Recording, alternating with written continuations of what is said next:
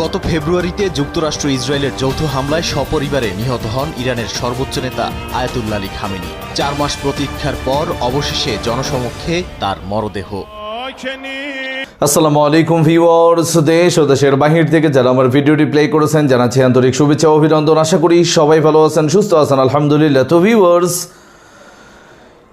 Israel ও আমেরিকার যৌথ হামলায় ইরানের সর্বোচ্চ নেতা আয়াতুল্লাহ আল খামেনির মৃত্যুর 3 মাস পর আজ জানাজা অনুষ্ঠিত হচ্ছে। এই জানাজায় প্রায় 90 দেশের প্রধানমন্ত্রী সহ ইসলামী রাষ্ট্রের সকল সর্বোচ্চ নেতারা সেখানে অংশগ্রহণ করে প্রায় কোটি কোটি মানুষের সমাগম। দর্শক, এই মুহূর্তে সর্বশেষ আয়াতুল্লাহ খামেনির জীবনের কফিনের শেষ পেরেগে মানুষের উপচে পড়া ঢল সরাসরি লাইভে জানবো আমরা বিস্তারিত, এবং কোথায় কখন জানাজা দাফন কাফন সম্পূর্ণ হবে বিস্তারিত থাকছে আজকের এই ভিডিওতে। সো ভিডিওতে যাওয়ার আগে ছোট রিকোয়েস্ট করবো, যারা চ্যানেলটি সাবস্ক্রাইব করেননি সকল আপডেট সবার আগে জানতে অবশ্যই চ্যানেলটি সাবস্ক্রাইব করে পাশে রাখবেন। দর্শক, আসুন স্ক্রিনে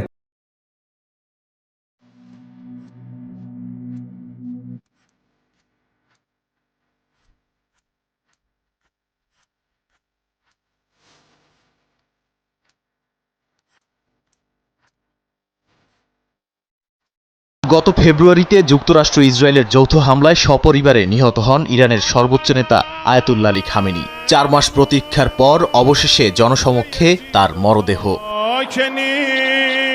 শুক্রবার তেহরানের ইমাম খোমেনি গ্র্যান্ড মোসাল্লায় নেওয়া হয় জাতীয় পতাকায় মোড়ানো তার কফিন। খামেনির পাশাপাশি একই হামলায় প্রাণ হারানো তার মেয়ে, জামাতা, পুত্রবধূ এবং 14 মাস বয়সী নাতনির কফিনও রাখা হয় সেখানে। প্রিয় নেতা ও তার স্বজনদের প্রতি শেষ শ্রদ্ধা জানাতে সকাল থেকেই মোসাল্লায় ভিড় করছেন লাখো মানুষ।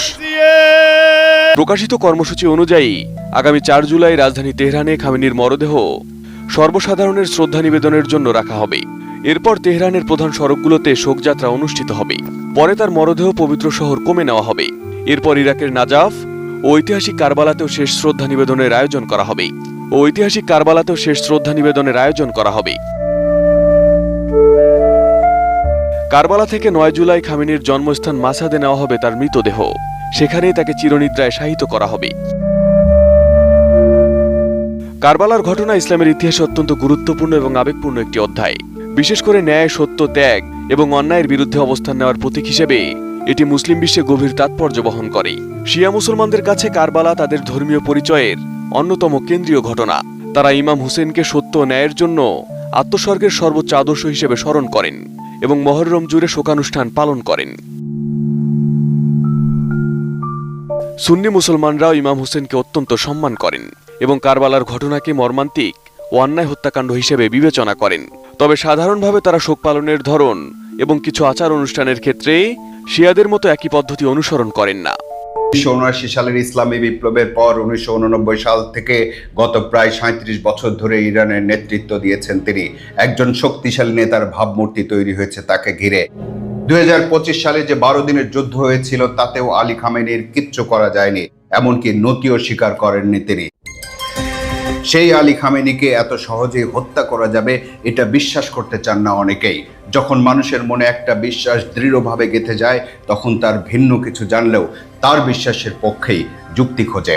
ইরানের সুপ্রিম লিডার আয়াতুল্লাহ আলী খামেনির মৃত্যুকে অবিশ্বাস করার কারণও এগুলোই।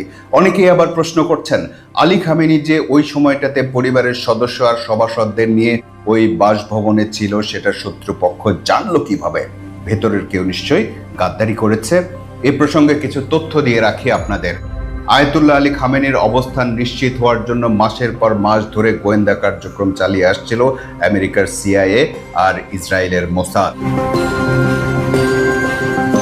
এই সময়টাতে তারা সুপ্রিম লিডারের জীবনযাত্রার খুঁটিনাটি সব বিষয় পর্যবেক্ষণ করে। এবার তারা ইরানে আক্রমণ করতে চেয়েছিল রাতের বেলায়, কিন্তু সব তথ্যের ভিত্তিতে সিআইএ নিশ্চিত হয় যে শনিবার সকালে ওই নির্দিষ্ট ভবনে ইরানের সর্বোচ্চ পর্যায়ের নেতৃবৃন্দ একটা বৈঠকে বসবেন এবং সেখানে ইরানের সর্বোচ্চ ধর্মীয় নেতা আয়াতুল্লাহ আলী খামেনিও উপস্থিত থাকবেন।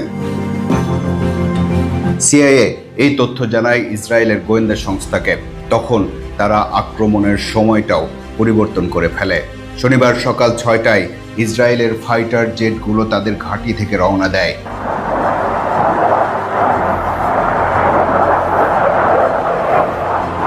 2 ঘন্টা 5 মিনিট পর সেগুলো তেহরানের আকাশে পৌঁছায়। তেহরানের স্থানীয় সময় তখন 9টা 40 মিনিট। তারপর বোমা ফেলে ওই কম্পাউন্ড ধ্বংস করতে মাত্র 60 সেকেন্ড লেগেছে। আসলে দ্রুততম বা সংক্ষিপ্ত সময়ে যুদ্ধে জেতার কৌশল হিসেবে প্রথমেই তারা ইরানের সুপ্রিম লিডারকে টার্গেট করে। এরপর এক বক্তব্যে মার্কিন প্রেসিডেন্ট ডোনাল্ড ট্রাম্প বলেন, ইরানের মানুষের এখন সময় এসেছে নিজেদের দেশের নিয়ন্ত্রণ নেয়ার।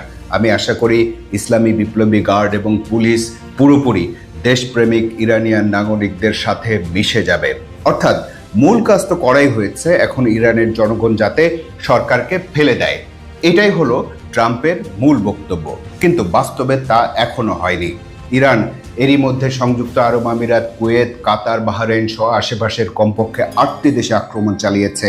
আমেরিকার সৈন্যের মৃত্যুর খবরও পাওয়া গেছে।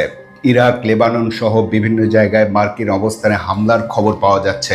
এই স্ক্রিপ্ট যখন লিখছিলাম তখন রয়টার্স জানালো কুয়েতে কয়েকটি মার্কিন মিলিটারি এয়ারক্রাফট ধ্বংস হয়েছে।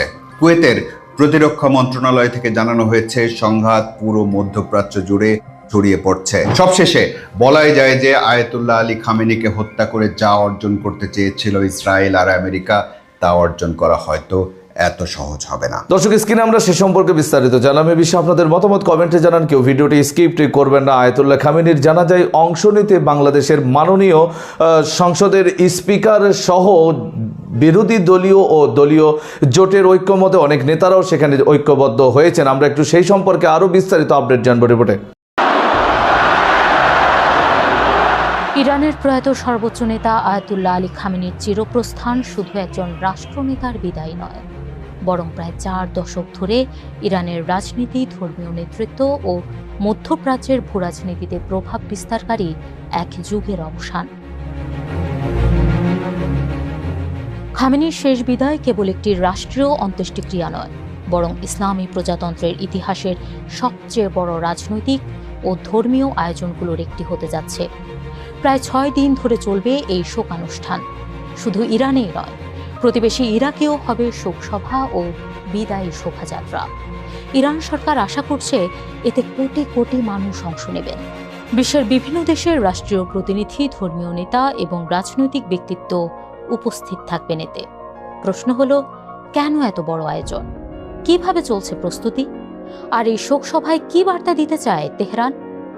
টিভিএস এক্সপ্লেনারে চলুন জেনে নেই। সঙ্গে আছি আমি, বর্ণা দাস। ইরানের সর্বোচ্চ নেতা শুধু রাষ্ট্রপ্রধান নন, তিনি দেশের সর্বোচ্চ ধর্মীয় নেতা, সশস্ত্র বাহিনীর সর্বাধিনায়ক এবং ইসলামী বিপ্লবের প্রধান অভিভাবক। তাই আয়াতুল্লাহ খামেনির মৃত্যু শুধু একজন নেতার বিদায় নয়, এটি ইরানের রাষ্ট্রীয় কাঠামোর জন্য এক ঐতিহাসিক মুহূর্ত। সরকার এই শোকানুষ্ঠানকে জাতীয় ঐক্যের প্রদর্শনী হিসেবে তুলে ধরতে চায়। কোম শহরের জুমার নামাজের খতিব আয়াতুল্লাহ মোহাম্মদ সাইদি বলেছেন, শহীদ নেতার জানাজায় জনগণের ব্যাপক উপস্থিতি হবে ইসলামী প্রজাতন্ত্রের প্রতি আরেকটি গণভোট। অন্যদিকে প্রেসিডেন্ট মাসুদ পেজিশকিয়ানও সব রাজনৈতিক মত, জাতিগোষ্ঠী ও ধর্মের মানুষকে অনুষ্ঠানে যোগ দেওয়ার আহ্বান জানিয়েছেন। তিনি বলেছেন, আপনাদের ব্যাপক উপস্থিতি হবে সন্ত্রাস, সহিংসতা ও দমননীতির বিরুদ্ধে জবাব। আপনাদের উপস্থিতি বিশ্বকে জানিয়ে দেবে ইরানের জনগণ নিজেদের স্বাধীনতা ও মর্যাদা রক্ষায় ঐক্যবদ্ধ। 3 জুলাই শুক্রবার সকাল থেকেই রাজধানী তেহরানে শুরু হবে রাষ্ট্রীয় বিদায় অনুষ্ঠান। এরপর 4 ও 5 জুলাই তেহরানের ইমাম খোমেনি মুসল্লায় সাধারণ মানুষের শ্রদ্ধা জানানোর ব্যবস্থা থাকবে। 6 জুলাই সোমবার রাজধানী তেহরানের প্রধান সড়ক জুড়ে হবে বিশাল জানাজার শোভাযাত্রা। এরপর 7 জুলাই মরদেহ নেওয়া হবে শিয়া ধর্মীয় শিক্ষার কেন্দ্র কোম শহরে। 8 জুলাই ইরাকের পবিত্র 2 শহর নাজাফ ও কারবালায় শোকানুষ্ঠান হবে, যেখানে মধ্যপ্রাচ্যের বিভিন্ন শিয়া নেতা ও প্রতিনিধিরা অংশ নেবেন। সবশেষে 9 জুলাই বৃহস্পতিবার খামেনিকে তার জন্মস্থান মাশহাদে ইমাম রেজার পবিত্র মাজারের পাশে দাফন করা হবে। ইরানের কর্মকর্তাদের আশা, এই শোকযাত্রায় কোটি কোটি মানুষ অংশ নেবেন। সরকারের ভাষ্য অনুযায়ী এটি দেশটির ইতিহাসের অন্যতম বৃহৎ জনসমাগম হতে পারে। তেহরান, কোম ও মাশহাদ। দর্শক, স্ক্রিনে আমরা সে সম্পর্কে বিস্তারিত জানলাম। সো ভিডিও এই পর্যন্ত ভালো লাগলে লাইক অ্যান্ড কমেন্ট করবেন। দেশের সকল আপডেট সবার আগে জানতে অবশ্যই চ্যানেলটি সাবস্ক্রাইব করে পাশে রাখবেন। দেখা হবে পরবর্তী ভিডিওতে ইনশাআল্লাহ। আসসালামু আলাইকুম ওয়া রাহমাতুল্লাহ।